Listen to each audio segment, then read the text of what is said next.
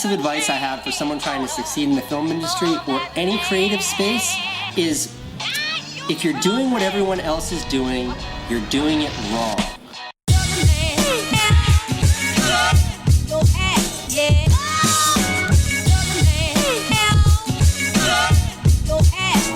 One of the best to ever do it.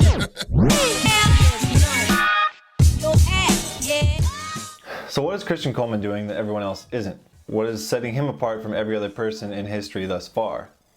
Well, I have a theory, and it's based around an equation. Stride length times stride frequency equals the speed at which he will run or the speed at which he will finish a race.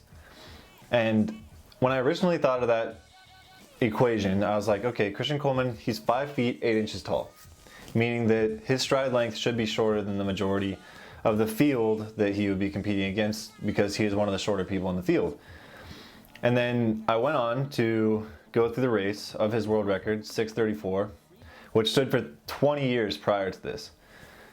I went on to go through his race and count the strides of the second place guy and the last place guy. And you guys can count them as this video goes. Just feel free to play it through in slow-mo, and you will count the same number that I counted.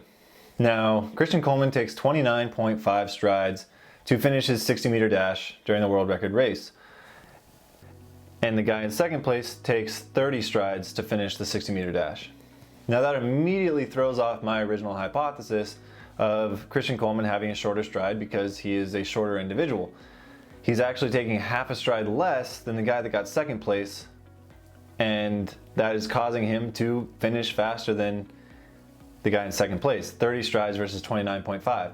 But then if you look at the guy in last place, the guy in last place is taking 29 strides to finish the exact same distance of race. So if the guy in last place and Christian Coleman are taking almost the exact same amount of strides, that means that Christian Coleman actually is turning it over or putting his foot down on the ground much, much, much faster than the guy in last place. So not only is Christian Coleman the best in the world at turnover, his actual speed, his actual foot speed, or his stride frequency as I described it, he also is exceeding the stride length that he should be able to produce. So those two things combined is what is setting him apart from the rest of the world. It's what's setting him apart from everybody in history thus far.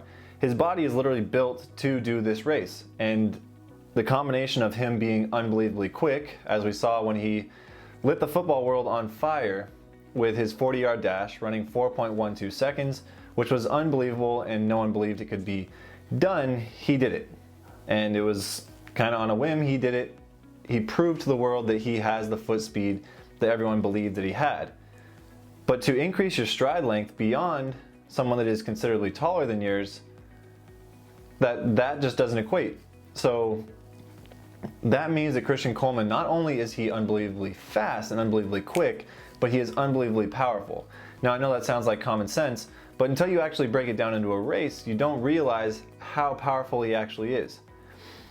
So he's finishing a race faster and at a lower height than someone that's in second place, someone that's taking 30 strides versus his 29.5. Now, on average, if you're taking, say, 29.5 strides per race, or 30 strides, we'll just call it 30 strides, that means that his stride is almost 2 inches further than someone that is 2 inches taller than him. Now, I know that it sounds crazy, but I've done the math and you can see it in the video. He does take less strides. It is unbelievable, and that is what's setting him apart from everybody else in the world. And I thought this was such a momentous occasion that I wanted to break it down and talk to you guys about it from my track and field knowledge. I don't know that it actually helped, but actually take some time and look at your guys' races. Figure out how many strides you're taking and whether it's beneficial for you to increase your stride length or increase your stride frequency. Because at some point your stride length is just going to give you diminishing returns. Like the guy in last place, he's getting 29 strides less than Christian Coleman, but he's not turning it over nearly as fast, so he's not going to be finishing the race as fast as Christian Coleman. So there is a diminishing return on the amount of stride length that you can have, but I don't know that there's a diminishing return on frequency if you can maintain the same stride length. So that's kind of up to you guys. I hope you guys did enjoy this video. I know it was a little bit different, but I thought it was kind of cool, and it was a really cool world record to see him break not only once, but twice. Just because of the blocks does not mean that he did not run 6:37 earlier this year and then improve upon that time with the 6:34. The dude is an animal. He is built for the 60-meter dash, and he's built for pretty much any sprint. That is why he was so dominant at the World Championships in the 100-meter dash. So this is gonna be the end of the video. The giveaway is still going on, so please comment on this video, like it if you haven't already, and share this video to enter the giveaway. If you don't know about the giveaway, I'm giving away one of my photography prints.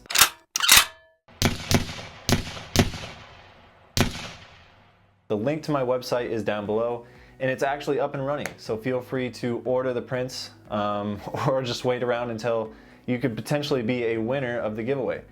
Other than that, that's going to be pretty much it. Please go check out the website. I really am proud of my work.